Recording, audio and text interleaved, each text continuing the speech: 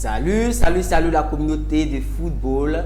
Bienvenue sur Foot Fusion. Ici, on parle d'actualité. Ici, on parle de décryptage football. Eh bien, aujourd'hui, nous allons nous intéresser sur le cas de Xavi Hernandez, entraîneur du FC Barcelone cette saison. Alors, Xavi Hernandez qui est sur le point d'être limogé par Laporta, le président du Barcelone. Mais on va parcourir ensemble les statistiques de Xavi Hernandez cette saison par rapport à la saison passée. Donc, cette saison, c'est deuxième position de la Liga. La saison passée, c'est seulement, il a été premier, voilà, de la Liga.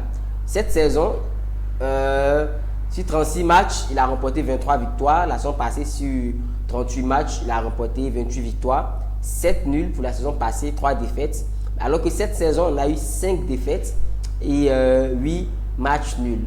Alors, ce que les gens reprochent beaucoup à Xavi Hernandez, c'est sa capacité à pouvoir être vraiment très décisif dans le coaching, surtout dans les grands matchs.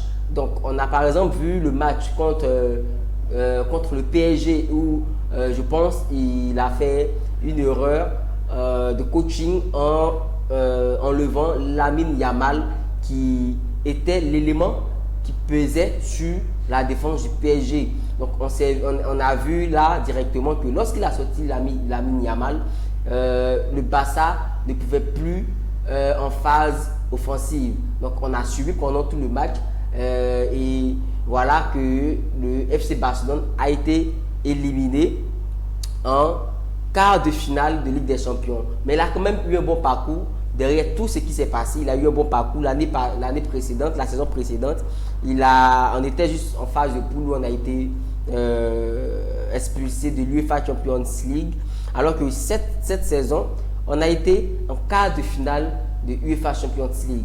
Alors, ce qui est le plus reproché à Xavi, ce n'est pas surtout sur les statistiques, mais c'est sa capacité en tant que coach à pouvoir prendre des décisions qui vont faire tourner le match en sa faveur.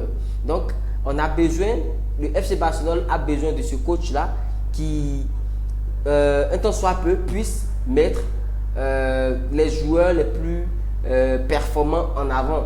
On a vu sa capacité à toujours vouloir faire jouer, par exemple, Ferran Torres. Voilà, et on est tous d'accord que Ferran Torres n'est pas très imposant, n'est pas très impactant dans les matchs du FC Barcelone.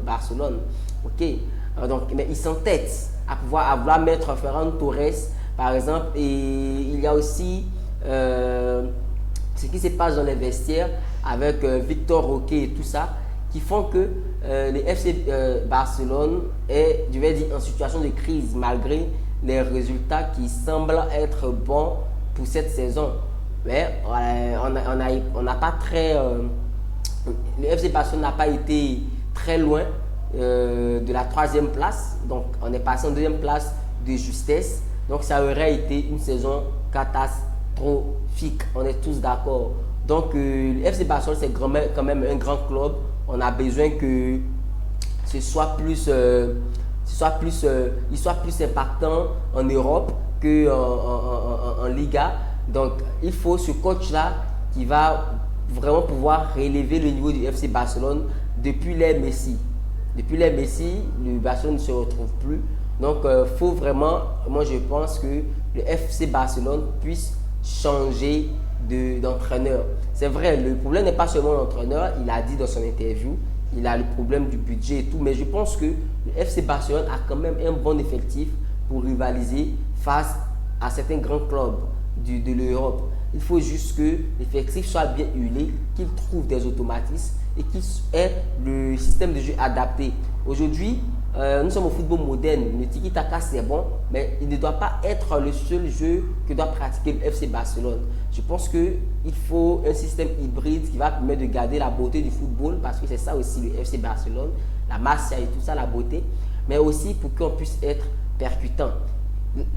Fermín López, qui était très performant, mais qui n'a pas trop été titularisé, des erreurs de coaching en faisant rentrer des joueurs qu'il ne fallait pas, en faisant sortir des joueurs qu'il ne fallait pas.